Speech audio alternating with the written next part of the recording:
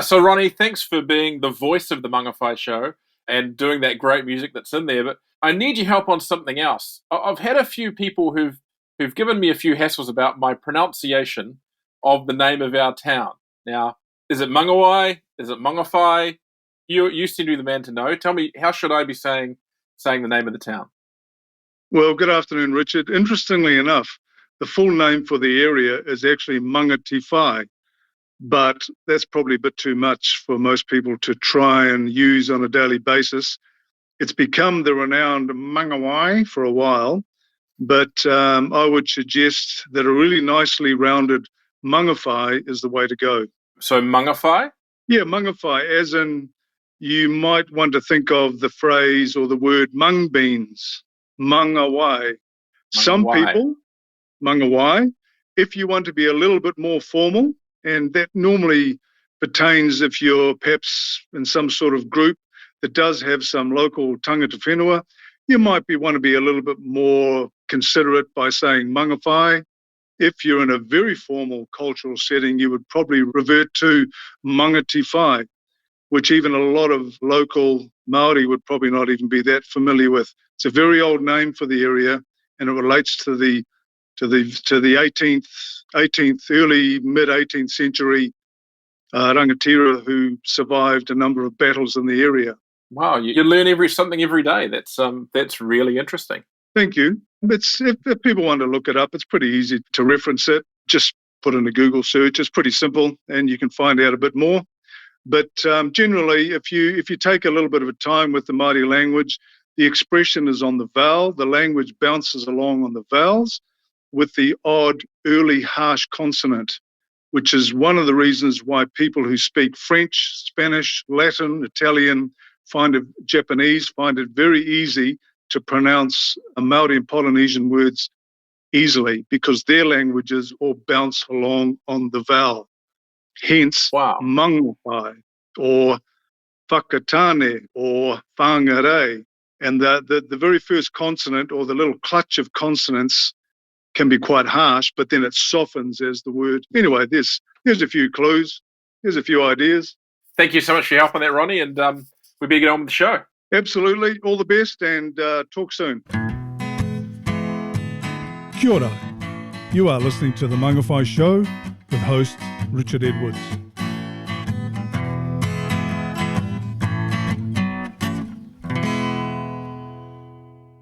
Hello and welcome to episode 2 of The Mangawhai Show. And I do need to emphasize that name there. I have copped a little bit of flack for my pronunciation of Mangawhai last time, and I'm working on getting it right. I don't probably get it right through this entire episode, but I really am working on it. I'd just like to thank everyone who listened to the last episode. If you haven't had a chance to yet, please go back and do it. We've had some really great feedback. It went a little crazy on Facebook for a while there, and it's just been so cool to have the kind of support we're seeing in the community. Please don't forget, the best way to support us is to subscribe however you listen to the show, be that on an app, on the Captivate site, on Facebook, wherever you listen. Please do subscribe and like and follow the Facebook page so that you get notifications when we do more really cool stuff around this project that we're really enjoying doing. Now, today's chat, which we'll get to in a little bit, we went and popped into the Mangawhai shed. And this podcast was a really interesting one in that we expected it kind of to be one thing and it turned into something quite different. It's a really interesting interview to listen to, so please do stick around for that. But first, we're going to go and catch up on a little bit of local news and also what is going on around town. It's time for the news. Okay, so it's time for some news, and joining us again is Julia Wade from the Mangawhai Focus. Thanks for joining us, Julia. Hey, Richard. Now, we did mention the roundabout last week. Absolutely. I was down there yesterday, and you can really see the structure of the whole formation of what they're doing now. It looks amazing, yeah. Yes, no. But that's not the only news in town, even if that's what the Facebook page would indicate. There are a few more things out there. Now, the cover of your latest issue. So I understand a local is getting prepared to set off on a really long bike ride. Yes, that's right, Richard. It's Matt Guzit, the general manager for Taraiti Golf Club, and he is setting out on a 3,000-kilometre journey on the Toa Aotearoa Trail to raise funds for Taraiti Whanau Charitable Trust.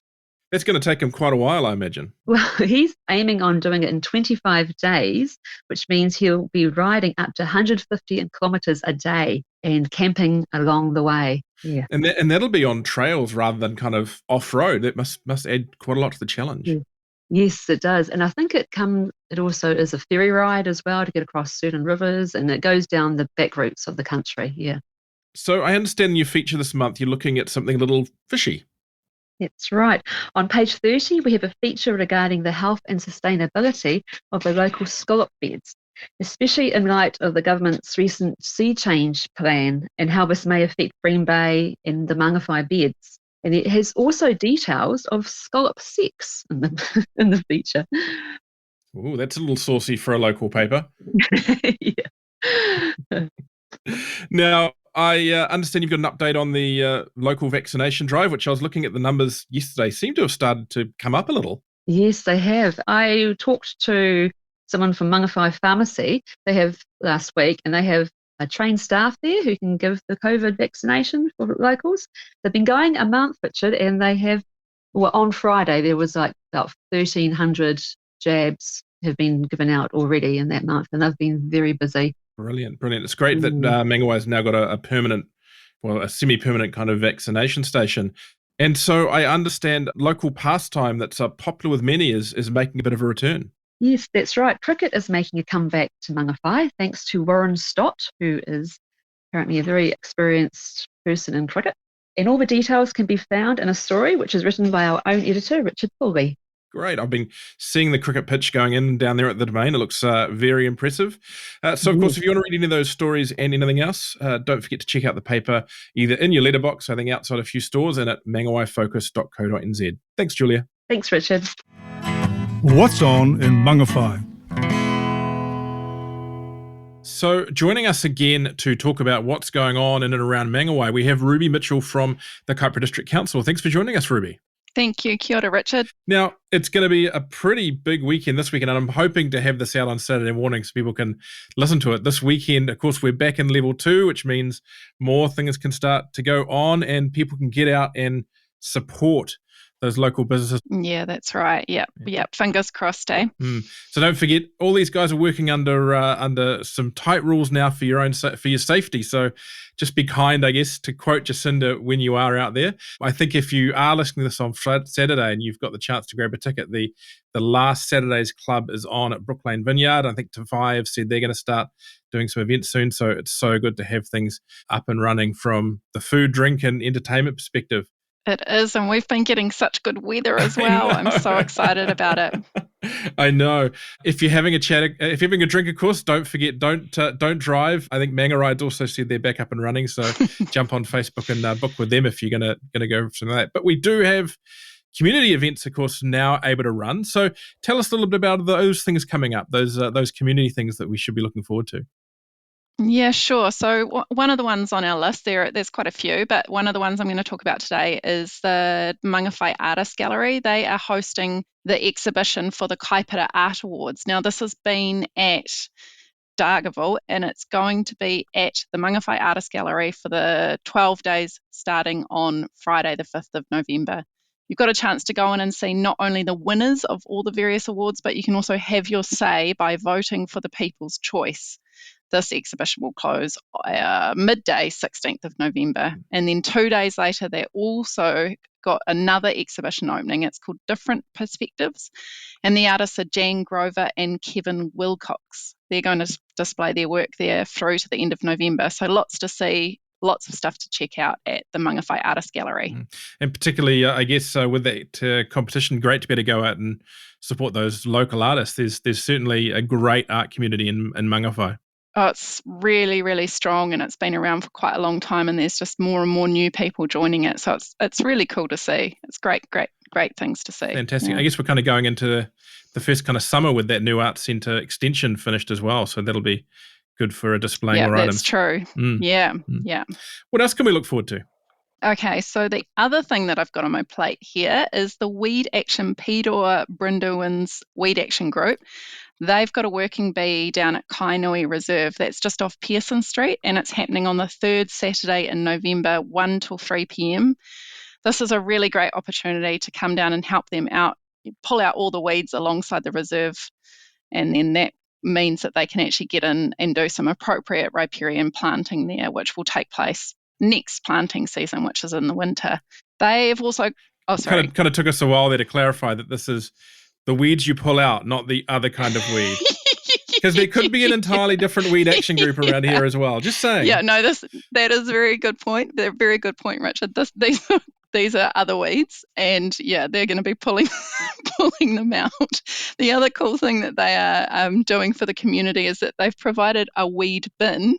Again, this is about invasive weeds that are being cleared from people's private properties. So you can find that weed bin down at Wyatt's Landscaping Supplies. It's going to be there from Labour weekend through to the end of November.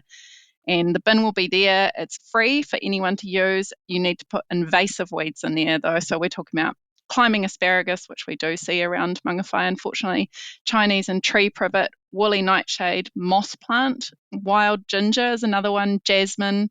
It's not there, I might say, for bamboo, cabbage tree leaves, flax, or lawn clippings. So if you're going to drop those off, they say that you will be charged for them. All good. Well, good chance to go out and deal with the weed in your garden or on your land and get rid of it in a way that's easy and isn't going to get back out there into the environment. So look, thanks for those items, Ruby. Hope to see you out and about in Mangawhai over this wonderful coming weekend. Hopefully it doesn't rain too much For sure. at one of the things that's going to be open now. Good stuff, Richard. Good to talk to you. Let's have a chat. So our chat today is, last time we were in a wonderful cafe. This time we're sitting in a half-finished tin shed. Well, I'm not sure if it's half-finished. It's got a roof, it's got walls, so I guess by the qualifications of a shed, that's pretty darn good. And the shed is what we are here to talk about. Tin shed. I'm still objecting to tin shed. I'm still going, what? Yeah. We're literally in the Mangawhai shed, and I'm here to chat with a group of blokes who spend a bit of time down there and find out what the Mangawhai shed is and what it does and what role it can kind of play in our little community. So we're going to go around the table here and introduce this group we've got here, because I think it's easier than me doing it. And we'll start down here. Tell us who you are and tell us what your role is in the shed. Steve Mackay, chair. What's my role? I try and get stuff done as best I can. So starting with Steve. So Steve got the chair, and over here we've got... Well, I'm Barry Benning, and I'm a member of the committee, but also have another tag called Sergeant at Arms, or was it Toolmaster? Toolmaster, that's right. And my role is to, when we get set up, look at the tools that we've got, make the best sense of them, get rid of things we don't need, and repair things that we do have that need repairing. So it's an early role, early time for the role, but it's setting yourself up. And yourself? My name's Miguel Hamba, and I am the Chief Fundraising Officer. I've been given the title of Secretary recently because I'm the only person here who can spell correctly. We've got a little bit of a hint there of what the shed does, or the Mangawhai shed does, but does one of you want to just tell us in kind of an encapsulated thing, the concept behind a shed? Because this isn't the only one around the country. I think this is a bit of a number of these around the country and even the world. But tell us about what a shed does. The shed is it's an international movement. Started in Australia in the 90s. It's now gone international. There's groups in Canada, UK, Ireland, England. There's Spanish ones. They're across the world.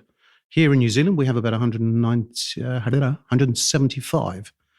The latest 175th recently opened up in Christchurch. So we're part of something that is well known and well versed. We've got local ones in Waipu, Dargaville, and until 4 years ago, we didn't have one in Mangawhai.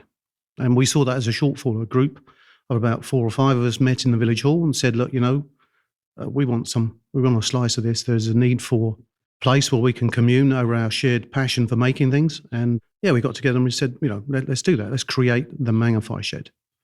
So here we are, 4.5, nearly 4. November 20th will be our birthday. So we'll be 5 years old. Who generally hangs out in the shed? Bunch of old guys and girls. What can I say? Over the past 4 or 5 years, it's been a small band gathering in Kames Road. You had to be quite hardy to be willing to travel that far out of town. And we hope that we'll attract a very different clientele now that we're here within the village. We've got an opportunity for people to walk and not travel. And for those who don't know where the shed is now, it is down in the domain by the main domain pavilion. The Domain Committee have gifted a slice of land to the Mangawhai shed. We've got a licence to occupy, and by doing that, we have an opportunity to grow and build our membership. What is the membership like at the moment? How many people do enjoy the shed? We have officially 22 paid members. We have a further 16 that are not paid, and we're not quite sure what their status is. They just enjoy being related to us in some way, but aren't sort of regular users or attenders. We've got a number of people on a database of further interest. We are open. We couldn't possibly, in Mangawhai, just say it was for men. The reality is, of course, with only one, that we are open to women and young people joining us, and that's the important bit, even if they don't necessarily turn up. Young Barry. Ach, the Garrigan. Aaron. He's not even a paid member. Aaron's just an interested person. The most wonderful person, but no. Oh, all right. No. So you've got that broad group of members, and you're wanting more. I mean, you've said you got those numbers at the moment. Is it the more the merrier, or you have like a number that works, or? We have no idea. We're open to. We know that the membership is going to go exponential. We will. We've already gone up from last year, but we've never tested the bounds of how many you can squeeze into one shed. But we're happy to have that as a problem. What will happen at the moment, we're 1 day a week. But if we have too many, it'll be 2, 3. The typical experience of most sheds is that they start off with 1 day a week and they end up 5 days a week. And I could see that happening here quite readily. So, it's enough. We need just enough space for people to stay safe. At the moment, the demographic of the shed is very much grey hair, male, but the future is beyond that, we're hoping. I know that's dear to Steve, that we start bringing, both Miguel and Steve have contact with younger people through teaching and through Mangawhai institutions. Organisations. Yeah. I had contact with younger people once through teaching role, but it's past. I'm a bit of a sort of a grouch by comparison to these two guys. Definitely. Yeah. But they're very much involved with our younger people. I'm kind of enthusiastic about that, but I must admit, for me, the shed is sort of very much the demographic that I come from, and how much I enjoy other people from that demographic. Grey-haired, old, crusty people. Yeah, but also I think that the reason that people come along here is because that the people that do come generally have very good skills in certain areas, and none of us has skills in every possible area. So if you want something done, if you want to know how to do something, at the moment I'm building a deck at home, and my nail gun decided to commit harakiri, and so I brought it in today, and Barry's going to take a look at it and see what he can do. If he can't do anything, well, that's fine. I'll give you a box back with pieces in it. Pieces, yeah. An extra cardboard box full of pieces. But if he can do something and he's willing to do something, then that's fine. I owe somebody else a favour, or I owe Barry a favour, or I owe somebody else a favour, and I'm more than happy to do that. And that's. We may be grey-haired and crusty, but there's an awful lot of skill and experience built up over those years.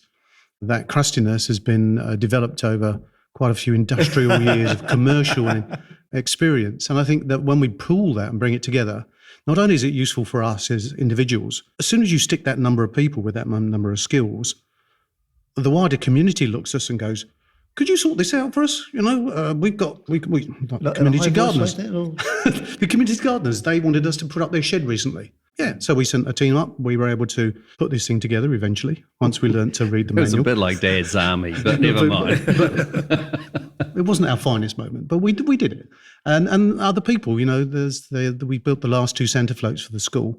We need to do some more things in that line. We've been a bit selfish recently, I have to say, that we've been self-centered in building our own new workshop. So our focus has been somewhat inwards. we look forward to returning to the opportunity to contribute to other groups. Because that's the thing that excites us.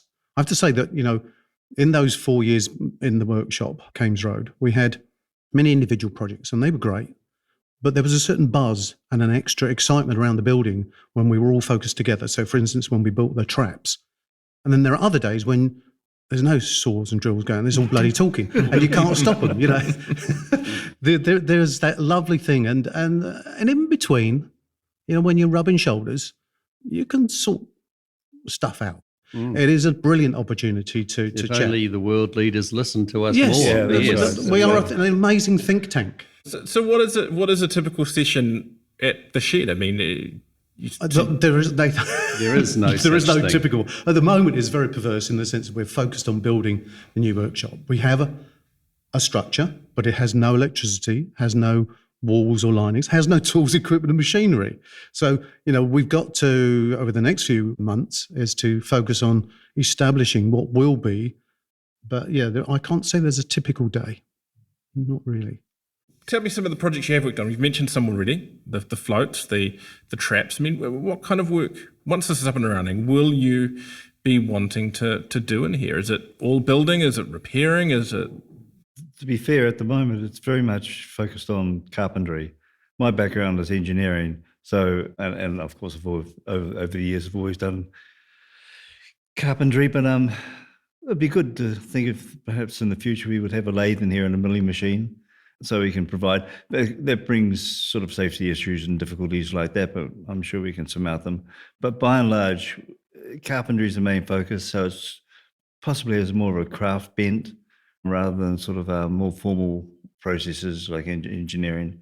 But wait, there's more, because we will build a second workshop. Right? Now, and this first stage is what we call stage one, where, yes, we'll have a focus on woodwork. Second stage is to build a canopy outside so we can enjoy a bigger, wider outdoor space, either for morning Call tea. that stage 2. How about that? And then stage three. Stage 3, we build a second one exactly the same, and we fill it full of lathes, milling machines, welding, whatever, for those with a material metal bent, and that's the way to go. Or we might decide we stick all the machinery equipment in one room and we build spaceships or walkers or ships in the other one, because we can see that there will be, as we get more members and we get busier, we're going to need more space. So this is only the start of something bigger and grander. The other side of things is, of course, that there are a lot of very, very talented people in the soft materials, people who spin, people who knit, people who quilt. All of those require space, and they have the same needs as us. There are people who maybe have lost their husbands, or husbands gone off to the dementia unit, and which is happening more and more. But they need to sort of be able to interact with people, like-minded people with different skills. They want to learn how to crochet. They want to learn how to make lace. There's no reason why we need to stick with wood and we need to stick with metal, because it's not just about men. It's also about anybody who is in Mangawhai. So we could have a much bigger community here, and how we build the space, that's just, we don't know yet. So it sounds to me like a bunch of old blokes who build, wanting to build stuff for more than a bunch of old blokes. Absolutely, yeah. It is a bunch of old blokes, but it's also... Sorry, experienced blokes. And some of them have skills. So, it is about people who have mostly have sort of left what they knew, and who may have had a big workshop where they were. They come here and they've downsized and they've got nothing, maybe a little garden shed. Or the wife might have had a whole sewing machine at home once the kids all left and the bedrooms got converted. They come here, they've downsized, and they don't have the space. They don't have the friends. They don't have the networks to back them up. They don't have the opportunity to show off their stuff to a whole bunch of people who would really appreciate it. There's a group that meets on Fridays at the museum, the knitters, And they are good, but, you know, and they do a wonderful job. They're knitting for Plunkett and that sort of stuff. And that's exactly the same sort of stuff that we do in the shed, and incorporating all of those people and bringing all of those people together and all of those organisations together would be a tremendous force for Mangawhai. Well, you've got to recognise that Mangawhai is built on a massive number of voluntary organisation groups. There's quite a subculture of volunteering, and Mangawhai benefits enormously from that. We're just one. But the Trekkies are another example of what you're talking about there. The Trekkies do their thing outdoors. We like to do it indoors. Just, I want to pick up on a point, though, that you made. The fact is that most of the members have got their own sheds. They've got their own workshops. These guys have got amazing ones. Barry's got a museum piece. Every piece is untouched by swarf and dust. It doesn't even have fingerprints. No, that's beautiful. But and Miguel's, he's got a drawer and a tray for every jig and fixture you could ever imagine, right? And there's me with my cowshed, right? So there's a different. But my point is that everybody still likes to come together. Well, they lack the people, don't they? And it's That's right. It's something that was, I guess, my understanding too of a shed before coming here was that, you know, there's Mangawhai is a place that people tend to retire to a lot of the time. They've come from other areas that don't necessarily have the support structures they did. They're perhaps at a stage in their life where things are changing. Loneliness is being considered a big issue. Yeah, retirement can be a lonely time, especially if it's a double whammy coming to a new place like Mangawhai and retiring at the same time. It can be a difficult time for some people. It was for me, and I'm very grateful to the shed being here at the right time at the right place. It took a wee while to find it, though. But let's not discredit that. Like, what was your plan? I think you retired on the Wednesday and you joined the shed on the Friday. Was that true? What happened on the Thursday? Yeah, where were you? No wonder you were lonely. No, because we weren't open on you Thursday. weren't open. You weren't open. That's right. So there's an example of where somebody had a plan for their retirement. But let's just challenge that view that Mangawhai is full of oldies. It's not. If you look at the school's growth, it's massive. And we have an increasing young population. You know, if you look at the stats, Mangawhai will grow over the next 4 or 5 years to 40% of its populace. So that's a significant change that we're all going to be going through. But there is still a need to deal to social isolation. You can have as many people as you like, but if people haven't those opportunities to commune, to get together, then it can be a pretty lonely life. Do people come to just talk rather than build? There are some people who don't ever pick up at all. Yeah, they just want to, exactly. Is it smoker time yet? And God bless them. They just put the kettle on, and that's great. Some of us like to earn the right to a cup of tea first, but that's just everybody's different work ethic. Yeah, this must be pretty expensive to put together and to run, Miguel. How do you pay for this? We have been very, very lucky, and we've been very, very lucky in being able to attract funding from the likes of Foundation North and the Lotteries Commission and the Mila Fund, Kaipara District Council. They've been very, very generous to us. They understand what we're trying to do, and they are more than willing to help us. So, in terms of being expensive, well, yes, it's not at the moment, but as soon as we connect the power, for example, we're going to have a monthly power bill. So what our plan is, well, obviously we won't forget the generosity of these people that give away money, but we have to become sustainable. Kaipara, the Mangawhai Domain Society, has leased us this piece of land, and in something like 20 years, the buildings that we create the ownership will return to the Mangawhai Domain. And that's fine. That gives us 20 years to find a piece of land, to build our own buildings, and to become sustainable. I would see that in 20 years' time, we will need a full-time manager. We will be bringing stuff in. We'll be charging for it. We'll be working with other volunteer organisations doing stuff at cost, and hopefully we will have a membership that will help with the funding. All of the membership fees will assist with the funding considerably. The work that we do, the Mangawhai Gala Day, for example, we will be having stalls and we'll be selling stuff. We will have a body of products that we sell, and So that's the plan. Now, it's all very amorphous at the moment, but as the bills start coming in and as that side of stuff hits home, we will then have to understand how we are going to run it. This is the money that we need. This is the money that's going out. These are the projects that we'll be doing. And this is the amount of money that we will be saving for our 20-year goal. But within that space of a plan and the economics of it all, we will need to maintain our sight on what we're here principally for, which is for building relationships, for dealing to the isolation that people feel and know and understand to be real in their lives. So, it is still about people. It's still about personal projects, about promoting their own learning, their own understanding and their growth. So I hope that we never lose sight of those more human needs rather than worrying about the financial side.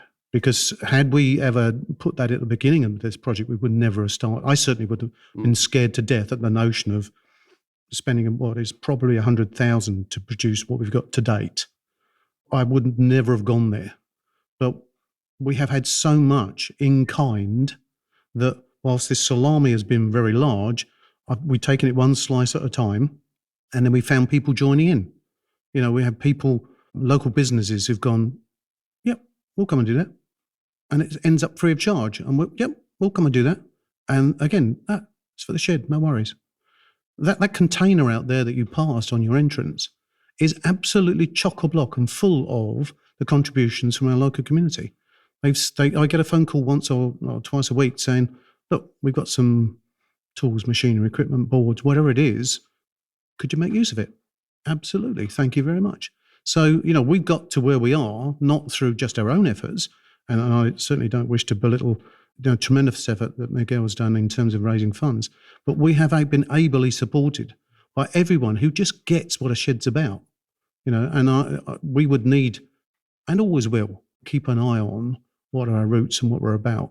We're in a bit of a building boom in Mangawhai at the moment. We have been for a while, and I think it's going to continue for quite some time. Is that helpful to you guys? I mean, is there a lot of spin-off from construction for you guys and availability of resources and so on and so forth?